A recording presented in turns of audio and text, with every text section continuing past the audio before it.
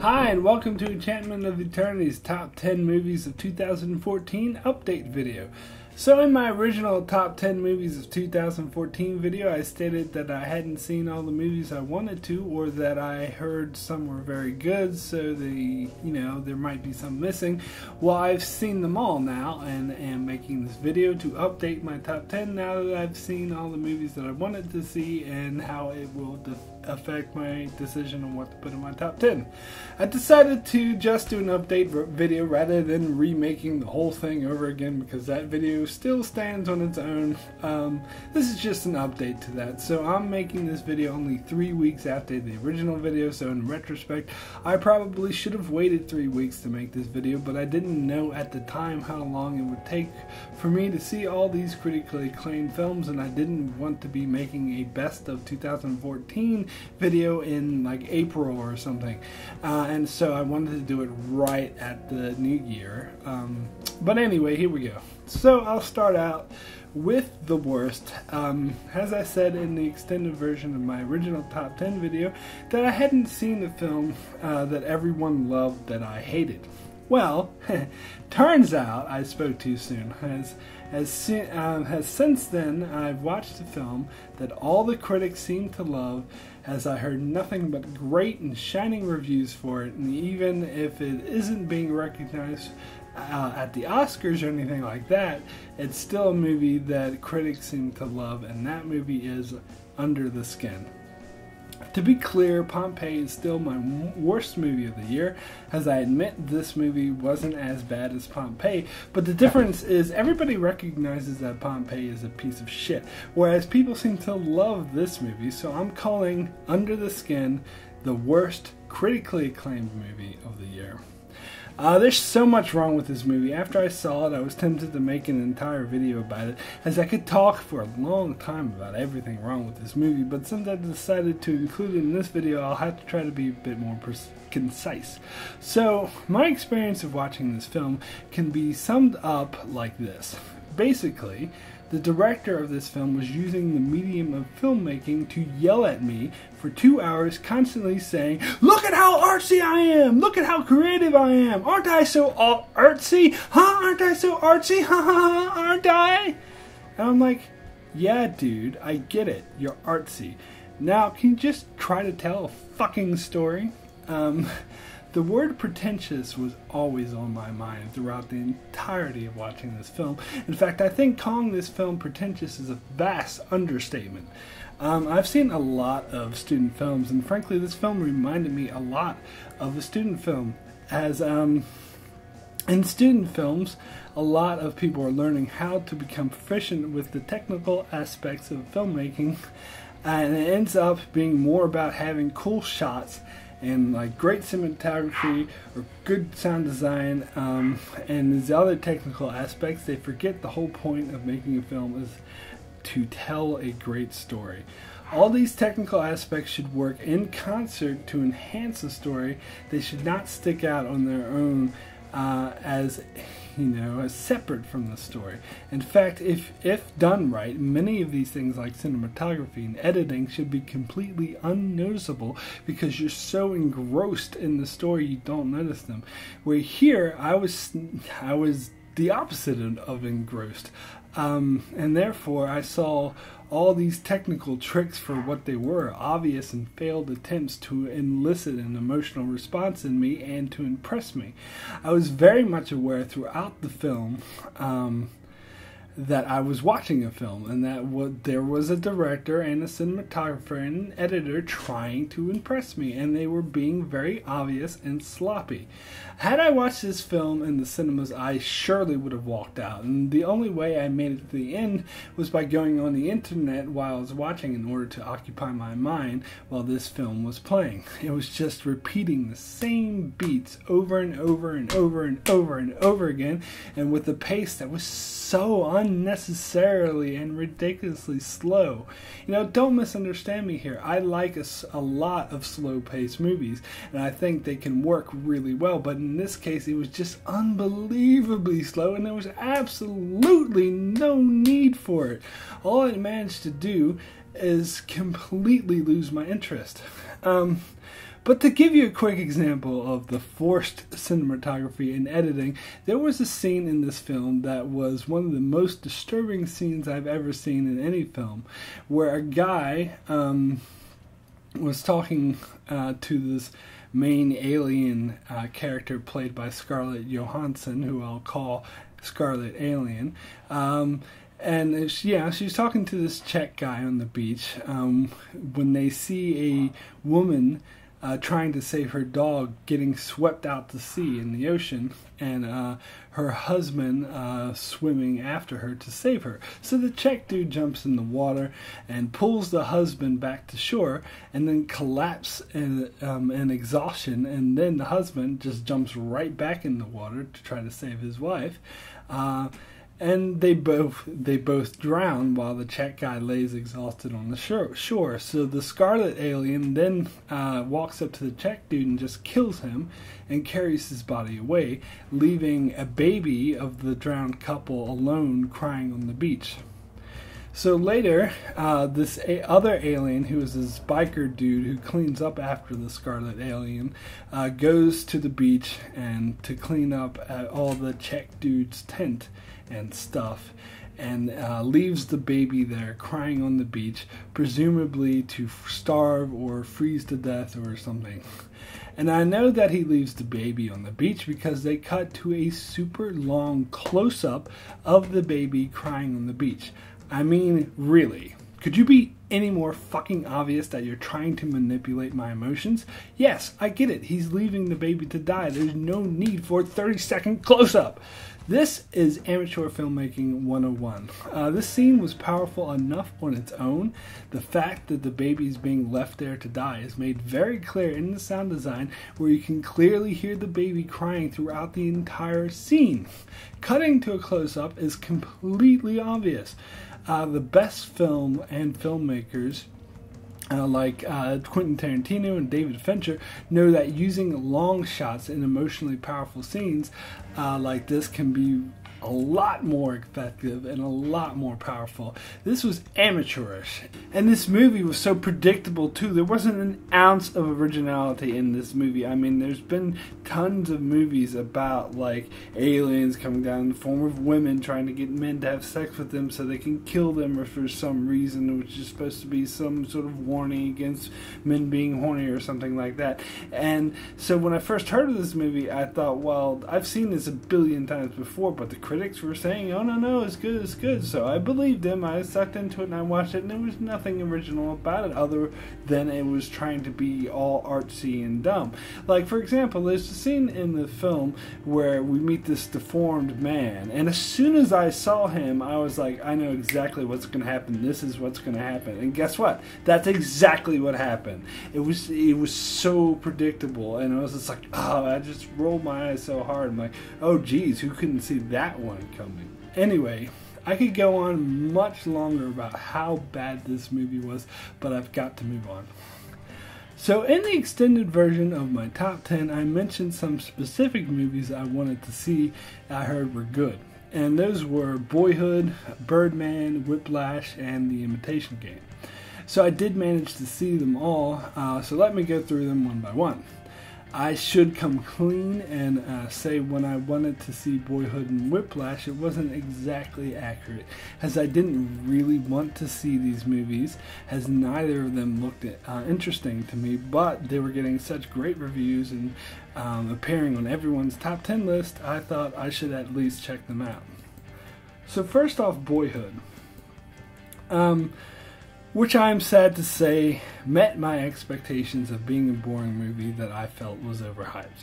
However, to be fair, I did think this was a good movie. I'm not saying this was a bad movie by any stretch. In fact, I do believe Richard Linklater does deserve the Oscar for Best Director for this film. However, I wouldn't at all call this film great. It might have more to do with personal taste, but for me personally, I can't stand slice of life films, and you can't get any more slice of life than this film. Personally, I go to films in order to escape reality, not to see reality. I'm a huge fan of the narrative structure, of plot, and this movie has neither. Its gimmick is it's meant to imitate life, and I will give it this. It does this job very well, but I get enough of real life in real life. I don't need to see it in films. It's probably why I'm such a huge fan of science fiction and fantasy and films that are heavy on metaphor, because I love movies that have something to say about life and the human condition. However, I find metaphors a much more powerful tool than simply plopping life down on the screen as is. There's no hidden meanings, no metaphors, no greater purpose. What you see is what you get. And I'm sorry, I don't consider that brilliant filmmaking. I know this film makes a statement on life. I get it. That's why I don't think it's a bad film. But it doesn't use metaphor to do that. It just uses normal life. I do believe that this film is getting a lot of praise, mostly because of its gimmick of being filmed over 12 years and actually seeing the same actors grow older. Take that away, I don't think it would be getting nearly as much attention, and films shouldn't be judged on a gimmick, they should be judged on its own right. However, I will say this film was a great representation of what it's like growing up, and there was indeed some riveting scenes in there, such as when the kids become trapped by a drunken stepfather. But there were also very obvious gimmicks that weren't so realistic, and this film dragged on for far too long. It was over 2.5 hours long, and towards the end I was constantly checking my watch and thinking, is this movie over yet? So an achievement that deserves recognition, but not one of the best films of the year. It does not make my top 10 list. The other movie I saw I didn't really want to see was Whiplash, and this film, however, was a pleasant surprise as it exceeded my expectations.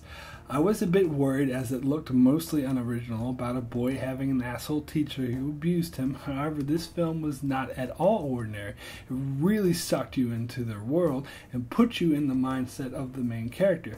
It was brilliantly constructed to totally suck you in, while the two main actors gave outstanding performances. However, the problem I had with this film is that I thought both characters were wrong.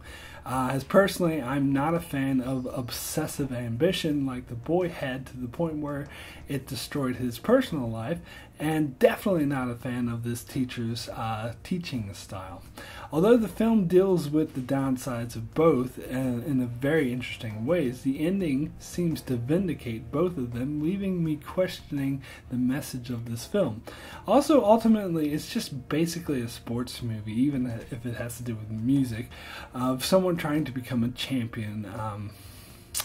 One of the funniest scenes in the film is when someone pointed out to the kid, hey, isn't music just subjective? And the kid was like, no, which is totally in keeping with his character, because it shows how much he was stuck in this, Aristotic, stuck-up world of music competition rather than as an art form. And it made me pity him and think less of him, because of course music is subjective, whether it be pop stars that have virtually no talent who make billions of dollars, or to simple punk legends that know 3 chords or just play the same 3 chords over and over again and become rock gods like Kurt Cobain or Iggy Pop. Just to be clear, I love both Kurt Cobain and Iggy Pop, so I'm not bad-mouthing them. But anyway, it made it hard for me to feel sympathy for the characters. However, this was a very tense and engaging movie from start to finish that was so well executed. I went back and forth on this movie several times, but ultimately, since this film had me thinking about it days after I saw it, I decided it did affect me significantly to be considered special. So this film does make my top 10.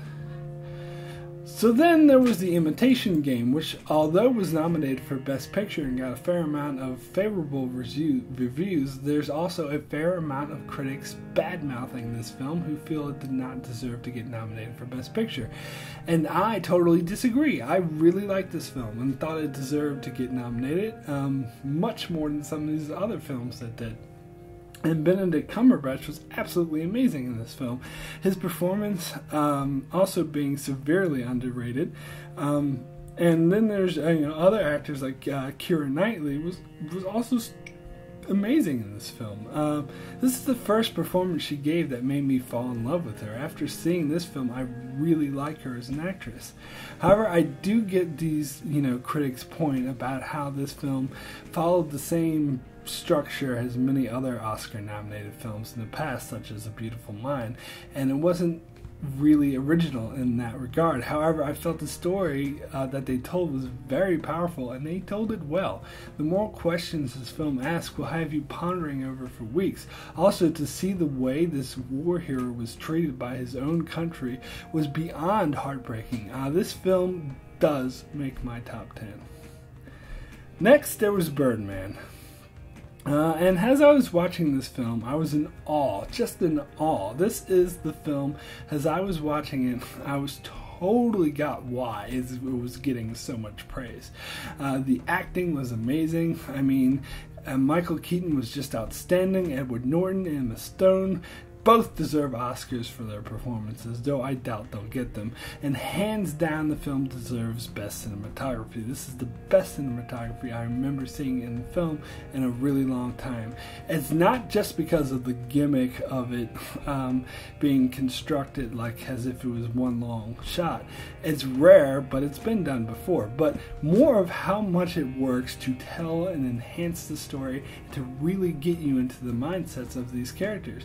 It's pretty much the opposite of Under the Skin, that's just trying to look cool while not telling an interesting story. Everything about the way this film is shot only serves to enhance the story and make it much more powerful. A great example of this is the scene where Emma Stone, who plays Michael Keaton's daughter, blows up at him, and she's really having a go at him and just saying all the worst and horrible things that you could possibly, just soul-crushing things to her father. And the way the scene was shot was by staying on Emma Stone the whole time. Even after she finished talking, it doesn't cut back to Michael Keaton for his reaction. We stay on Emma Stone and we see her reaction. Through her reaction, we can tell what Michael Keaton's character was feeling. So this whole time, we don't know what, that Michael Keaton's reaction actually is, but we don't need to, because what she's saying is so powerful, it stands on its own. And after she's finished talking, we don't need to see Keaton's reaction, because we get Emma Stone's reaction as she realizes how awful the things she was just saying, which of course was much more powerful than had they cut to Keaton's reaction, because when we finally do see that character's reaction, it's just to try to hide his pain. So by actually seeing Emma Stone totally, just the reaction on her face, how she realizes what a dick move that was, just so powerful. And of course I have to mention Edward Norton's performance, which was just amazing. To me, his character was the highlight of this movie, and he totally nailed it. However, the movie does falter towards the end, as it teeters on for a bit too long, repeating beats it had already went over, and it just kind of forgets about all the great supporting cast that they spent the whole movie brilliantly building up, as they just sort of fade away and disappear. And the final scene really had me rolling my eyes.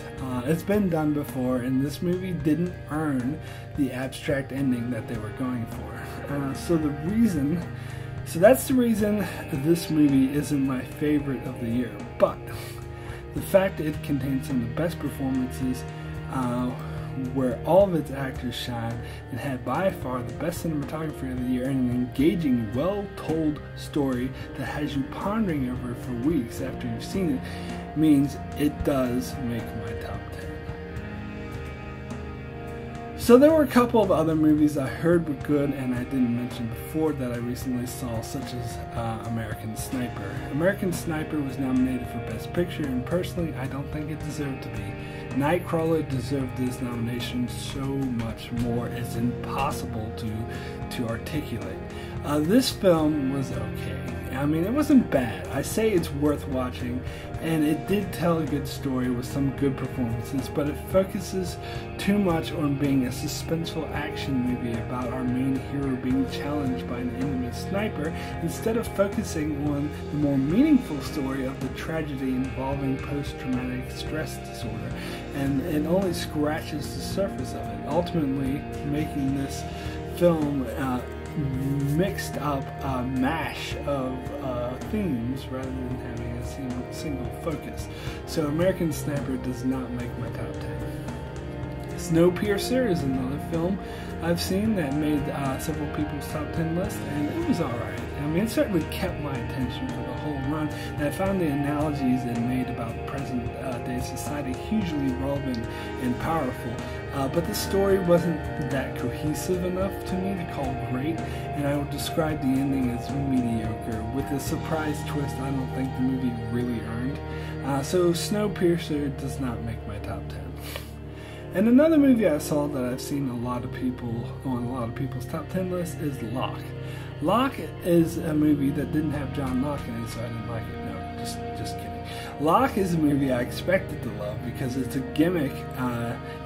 It's the entire movie takes place in a 2-hour car ride, which is just one guy played by Tom Hardy by himself talking on the phone to various people.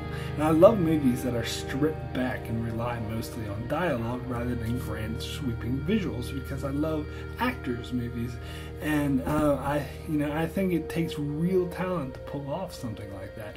And indeed, I felt Tom Hardy's performance was absolutely stunning, but unfortunately, the story I felt was a bit too ordinary and did not have enough originality or narrative structure to hold my interest.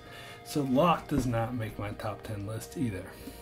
So finally, I will list my revised and final top 10 movies of 2014. First, honorable mentions. As I mentioned last time, The Interview, The Hunger Games, Mockingjay Part 1, and The Guardians of the Galaxy are honorable mentions. But since I added 3 films to my top 10, that means 3 films got knocked out, making Dawn of the Planet of the Apes, Edge of Tomorrow, and Godzilla honorable mentions. So, for my top 10, coming in at number 10 is Whiplash. I debated for a long time whether or not this film should actually make my list or just get an honorable mention. However, I felt this film was much more meaningful and well constructed than Apes or Tomorrow or Godzilla. It deserved a spot on my list. Number 9 is Captain America: Winter Soldier. Number 8 is The Imitation Game, a great and meaningful, well-told story, but as some critics pointed out, a tad bit unoriginal. Number 7 is X-Men: Days of Future Past.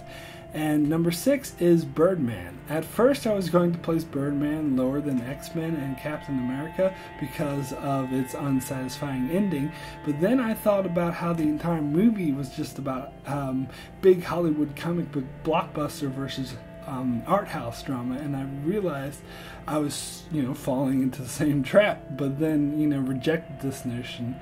But then thought the whole reason why I'm thinking about this is because of Birdman raised these questions and made me ponder this, and for that reason alone, I think it deserves to be higher.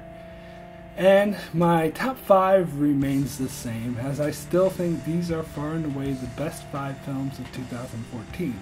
Number 5 is Gone Girl, number 4 is Enemy, number 3 is Nightcrawler, which the Oscars can totally kiss my ass for snubbing. Number 2 is Predestination, and number 1, the movie that totally affected me and drew me in like no other, Interstellar.